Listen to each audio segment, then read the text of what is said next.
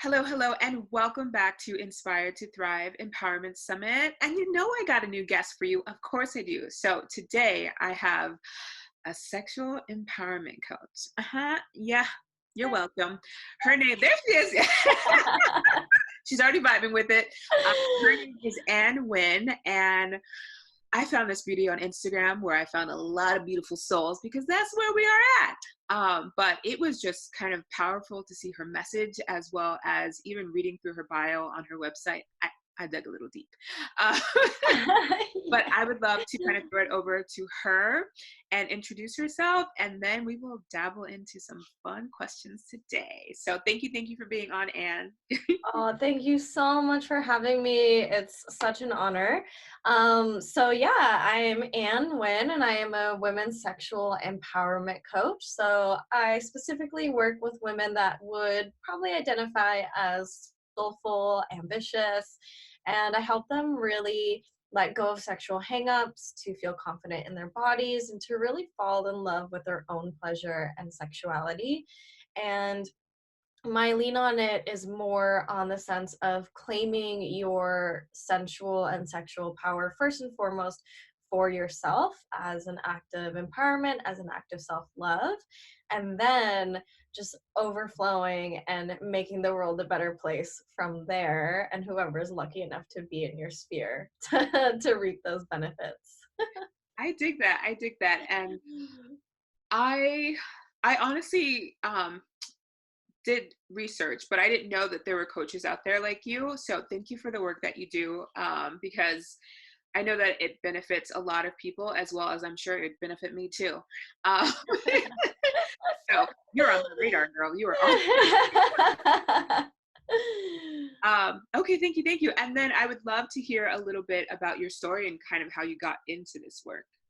Yeah, so I mean, growing up, I grew up obviously in an Asian family in a world like most of us where sexuality, pleasure specifically for women, was shared. You know, I got the like no sex talk at home and learn it hopefully from like your seventh grade science teacher. Um, and I obviously grew up in the same world where, you know, I grew up seeing a lot of relationships that weren't great in my life. As a child, I witnessed domestic abuse in my household, that grew up and led to me being in really bad relationships, relationships where I didn't value myself, very emotionally abusive relationships, and it was a very long standing pattern for a long time until I was in my late 20s. And then in my late 20s, I was over it. It was too painful to feel in pain anymore. And so I went on a journey of really healing. I actually started first with doing a coaching certification, which I've always been the friend that people come to for advice and things like that. And it was when life coaching, I don't know, I first discovered it. This is probably like 6 years ago. And really, what it introduced me to, I'd never done therapy, I'd never done anything in my life. And what it introduced me to was a world of actually getting coached and working on your stuff. So I worked a lot on trauma healing. I worked with a really beautiful coach named Rachel Maddox, and there was always something inside me that was craving to feel a wholeness and craving to feel this sexuality, this pleasure, these orgasms that people always talked about. And so I was one of those people that would like obsessively Google search it, end up on weird blogs, find like videos of creepy dudes, like getting into weird internet wormholes until I found my teacher who taught sexuality from a standpoint of spirituality and of self-love and wholeness. And I was like, this is the medicine I've been looking for my whole life. All the Googling paid off. And I joined her coaching certification. And through that, really went on such a deep dive of my own work. And it was so powerful. It was so transformative that now it's my mission. There's like no way in the world that this experience and this information can exist, and for it not to be shared with everybody. So Yes, girl, share it, scream it at the world. yeah. Need it so much. I feel like even in my family, it was like till this day we still don't talk about it. I probably don't even talk about it with my sister. If she tells me anything about her relationship, I'm like, that's your relationship. Like, 'cause I'm Hmm. just used to kind of growing up into that, like no talk. My mom never talked about it. So Yeah. I did a lot of Googling myself, a lot of talk with my girlfriends and things like that. Um, so I Yeah. appreciate you in so many ways for kind of just allowing females to develop that sense of self and sense of sexuality that we all need. We all need to experience that to like fully kind of grab our power, because I feel like there's so many different areas of our lives, but when they're all kind of just elevated and connected, that's when it's like, yes. So thank you, Mhm. thank you. Yeah, yeah, definitely.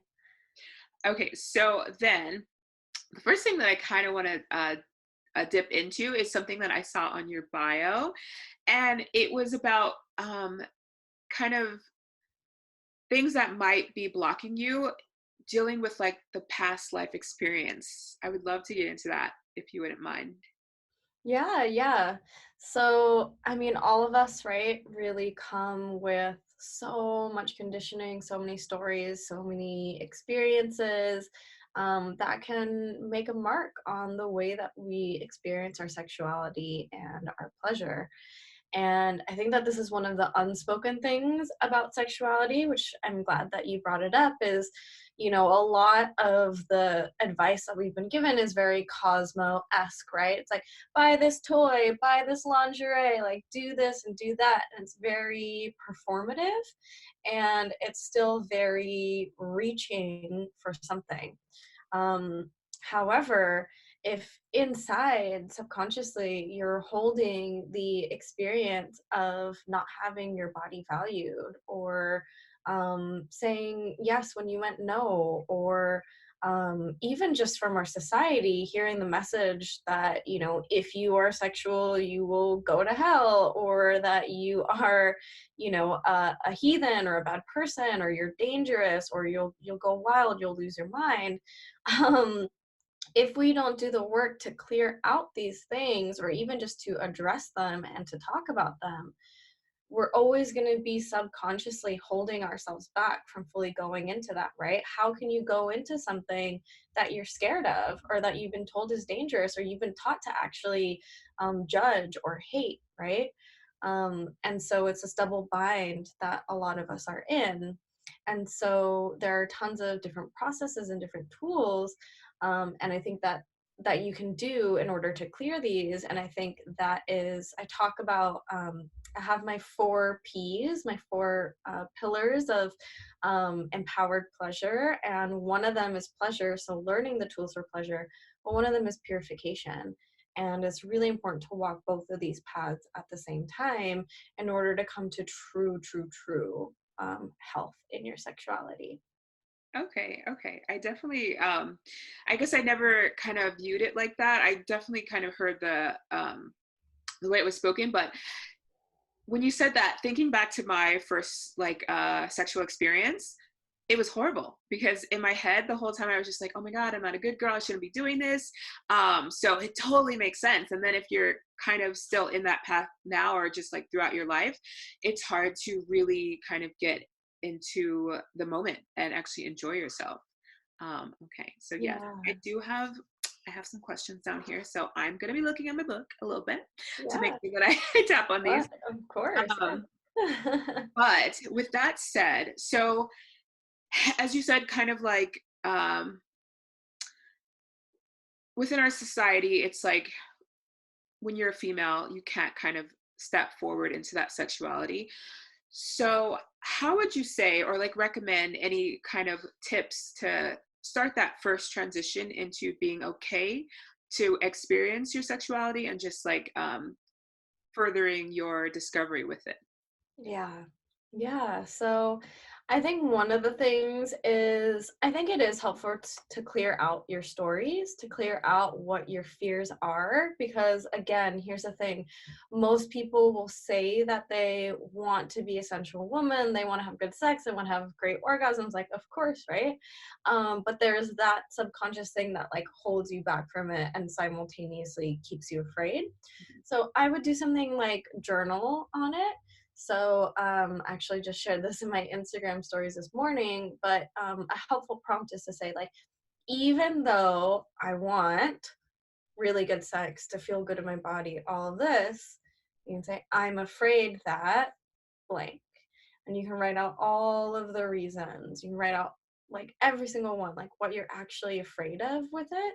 And that actually gives you really deep insight and clarity, right? So most women just stop at like, why can't I do this? There's something wrong with me, right? And then they just like shut down. They don't do the deeper work to realize more often than not, it has nothing to do with you. It has everything to do with what you've learned, what you've been told, what you've been sold. And so, sort of like clearing that out is a really beautiful thing. The second thing that I recommend for every single woman, whether you are partnered, whether you're single, is to start some sort of self pleasure practice. And this doesn't necessarily have to be totally like towards orgasm self pleasure, but the act of giving yourself the time to connect with your own body and to honor your body and to touch your body with presence and with love. It's all about being intentional about self pleasure. And so, one of the practices that I did when I first started was I would just light one candle. That was like the smallest doable step. If I could just light the candle when I woke up in the morning, it was like, okay, I'm like choosing me.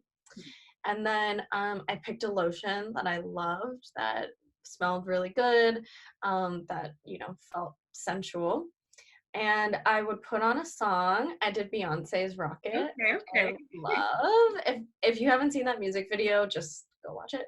Yeah, Um, seriously. and very slowly and with love would put the lotion on my body. I would sometimes dance. I would sometimes look at myself in the mirror. But the most important thing was that I was here with me, with love, taking time. And I think that's one of the smallest doable steps that you can do. And it's so profoundly powerful because within it, you are literally, one, on a neurological level, rewiring your relationship to you and your body. So it's actually creating new systems in your brain and your mind.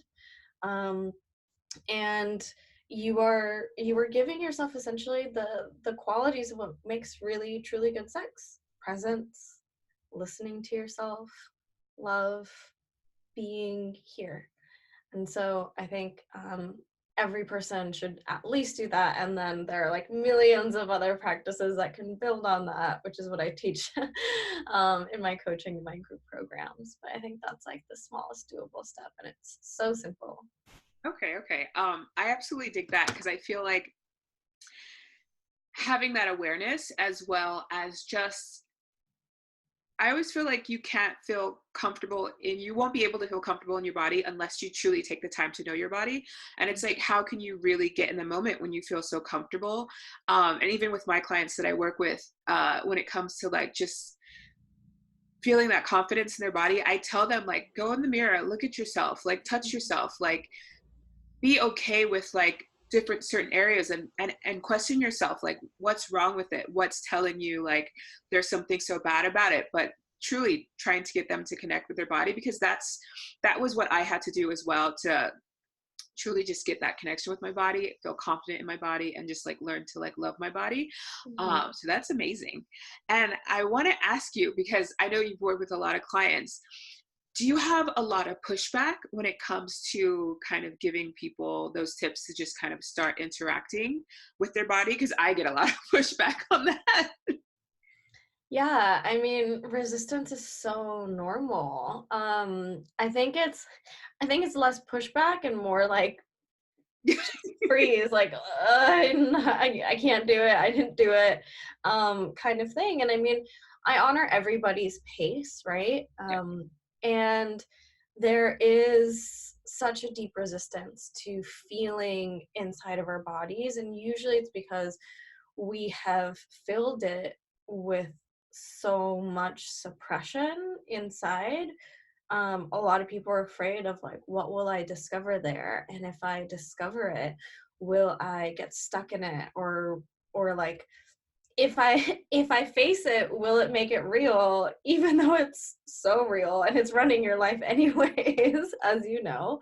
Um, and it's so common and it's so understandable. So I have a deep compassion for the resistance.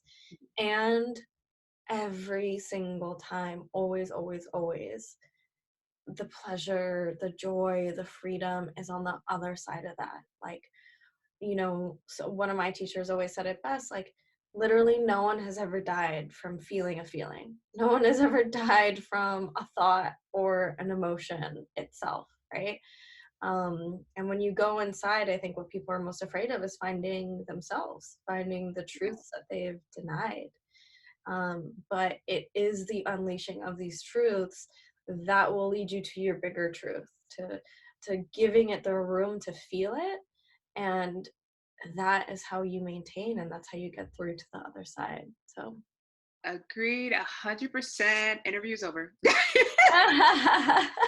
No, it's so important because I feel like even with myself and clients, it's just like once you're able to truly just become aware as well as dig deeper, even though it might be scary, like scary as shit to do, the other side of what you can get to after you've done that work is crazy. Even to the point Mm. where it's like you didn't even know you could achieve that, but it's Oh just yeah. opening things up.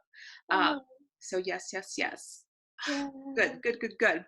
Okay, then so my next question for you is what would you suggest to, and it might be kind of along the lines of what you've just said, but if someone truly has like a sexual blockage, Mm. um, would you kind of go the same route of just kind of getting into connection with yourself, or do you have other tips that you would give on that?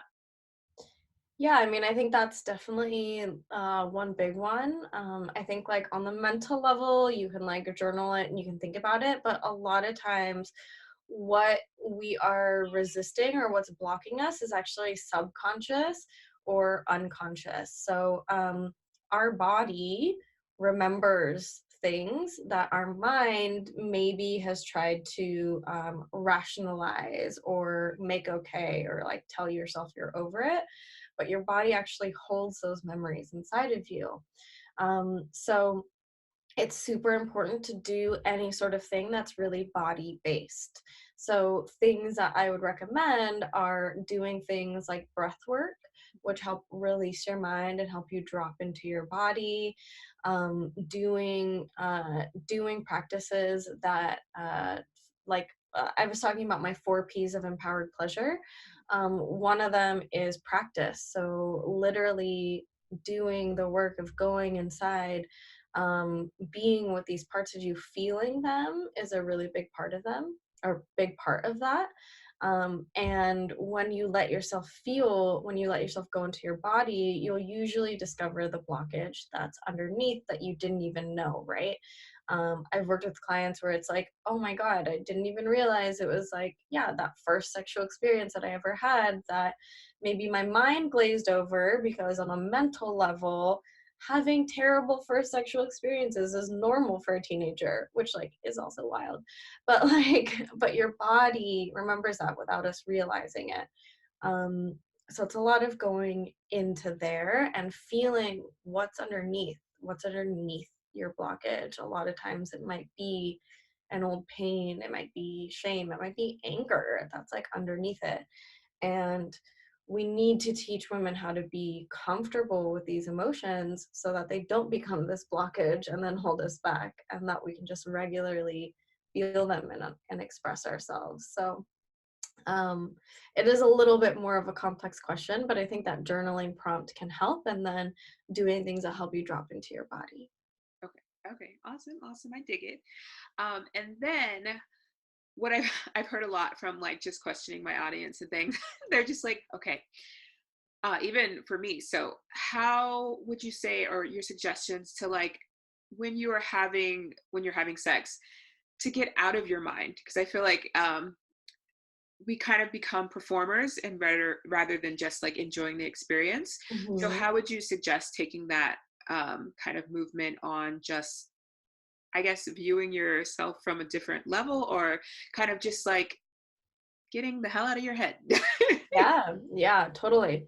So, one I would say is presence. So, if you feel yourself getting out of your head, bring yourself back to your body and what sensation can you feel? Where is your partner touching you? Is there like a heat in your face, right? This is why the self pleasure practice is so important. Self pleasure practices are also like training for sex. So, the more that it's like, you can think of it like if you're on a basketball team, self pleasure is like doing the drills and like dribbling and shooting and like all of that. And then getting in the game, you're not thinking about your drills, you're just playing, right? So the Ah, more that you can practice, the more when you're in the game, you'll be better. So, presence, staying in tune with your body. Another really, really, really powerful and simple way to get out of your head is breath, okay. breathing really deeply. Again, this shuts off your brain. And for women, actually, your cortical mind, your thinking, analyzing, the part of us that's always on, literally has to shut off for a woman to orgasm.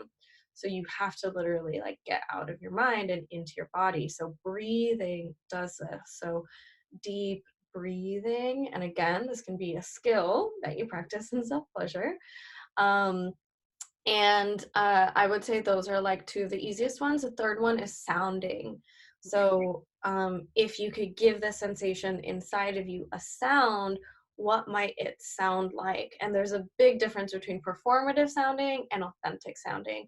When you're authentically sounding, you're feeling what is it in my body and what would it sound like to come out of my mouth. And sound actually moves energy inside of your body and keeps you connected more to your body than in your head. So some of these are what I would call the holistic sex tools, also things that I teach in my programs. So I give women literally these like skills to practice, and then it can become so much more natural in the bedroom. Okay, you were just giving gold today. Oh my God. I dig it. I dig it. Yes, girl, thank you. And Yeah. then another question was, okay, so how would you kind of recommend either, I guess, prolonging the orgasm experience, or Yeah. I guess becoming more control of it? Uh-huh. Yeah. Ooh, I love talking about this. So, so one of them is to go slow. So, most people, most sexual experiences, most self-pleasure will, I might be exaggerating a little bit. I want to say like 10x, but maybe like 5x the amount of pleasure if you just slow down. Okay. Like if if there's anything you did, if you would just breathe and go slow, your sexual experience will be so different. Just those two tools alone. So slowing down allows you to really savor it, to be there with it, right? So actually, a lot of us are uncomfortable holding pleasure in our bodies, so that's why it's so common for us to go fast and essentially orgasm to like throw off the energy inside of us. Ah, Um, so the more that you can do all these things underneath that I've been talking about, but then go slow. And then another thing to help prolong is to use your breath. mhm, And the way that I teach, it's based in energy. mhm. So your sexual energy, your pleasure energy is actually like some of the most vital, creative, vibrant energy inside of your body, and you can actually use it for your creativity, for health, and everything. So, learning how to cycle your energy through your body, you can actually breathe and move your pleasure from your pelvis throughout the rest of your body. Wild. And yeah, that's gonna really prolong and enhance the experience, and that can actually create like a multi-orgasmic experience because instead of you imagine a climax being like up and out, you're Mhm. actually cycling and like recycling that energy through you.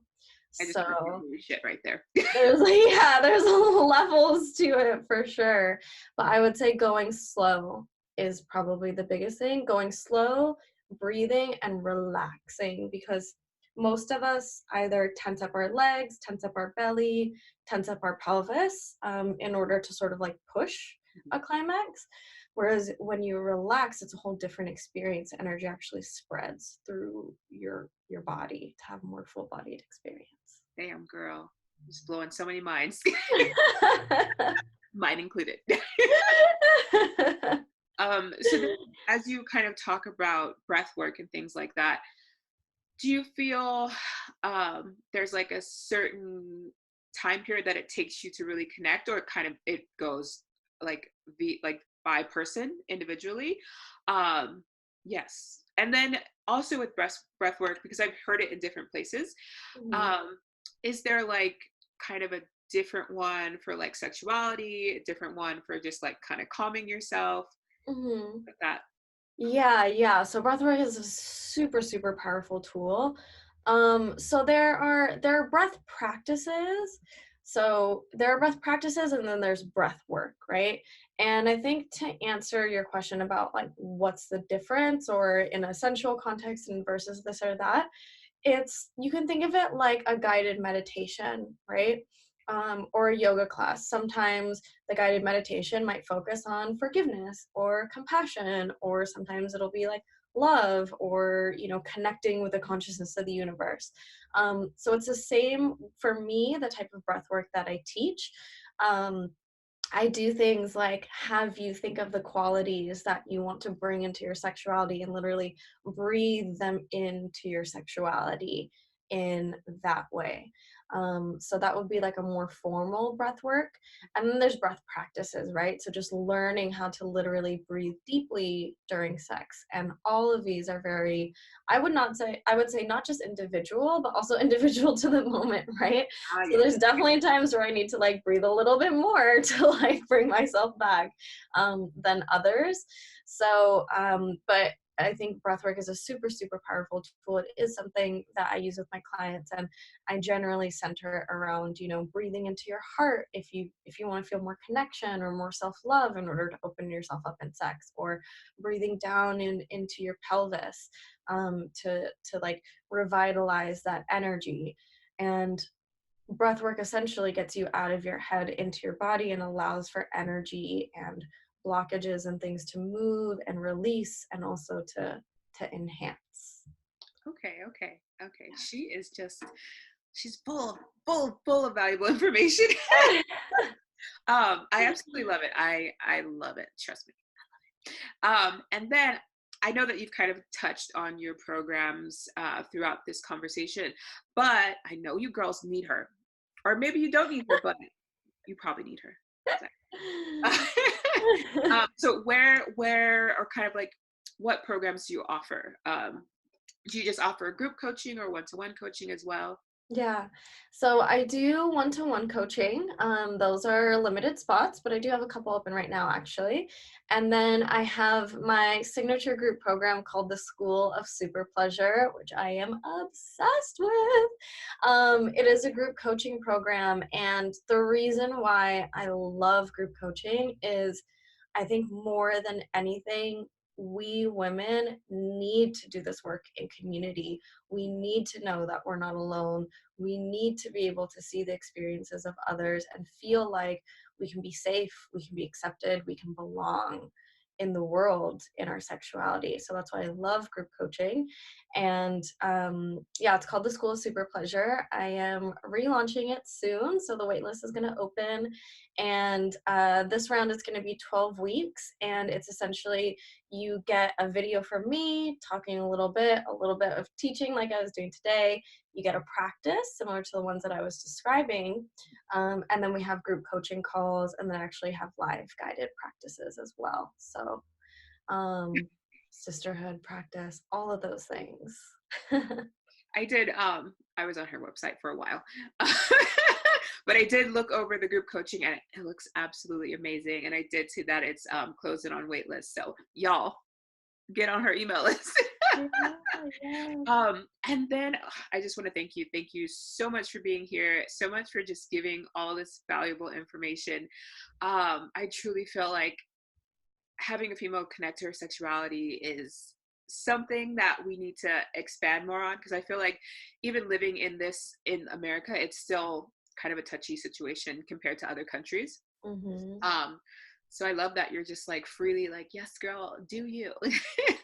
Yeah. Well, I was actually brainstorming about it this morning, and I think the world will be saved by sexually liberated women. I think that sexual liberation touches on every single aspect of us: sovereignty over our bodies, our yeses and our nos, how much we let ourselves be seen, how much we let ourselves feel good, how much we decide to change that narrative, taking back the control of ourselves, our joy, our full expression. So it feels like sex on the surface level of like that, bullshit we've been taught, but Yeah, the true path of sexual empowerment, I think, is what'll change the world. true. And you're doing it. And then how you kind of touched on that, on some of the things that you said right there. If there is an individual that is kind of in the moment of the preference of pleasing their partner first, Mhm. what would you say to them to kind of allow them to acknowledge and kind of just realize that it's okay to, want to be pleased first, or that your pleasure is just as important as your partner's pleasure? Yeah. Well, I would first say, like, I have so much love for you. I know how deep this runs. I know it's what you've been taught forever and ever. And I think that the thing that really changed it for me was it's actually like the most pleasurable sex that someone can have with you is when you are enjoying yourself and having a great time. Like your pleasure actually enhances and makes the sexual experience so much better for everybody involved. And you matter. If there's a pattern of feeling like your partner's needs in bed matter more than yours, it is not just that, it is that deeper thing that you have been told that you matter less than other people. And that is a narrative that we have to change. And it feels scary, but claiming your pleasure does not negate or put away the pleasure of someone else. It actually takes everybody higher. Okay, I love that. I absolutely love that. You broke it down so good today. Thank you, thank you, thank you. Yeah. As always, thank you guys for tuning in. And please, if any of this resonated with you, reach out to this girl because she is here to help you. Okay.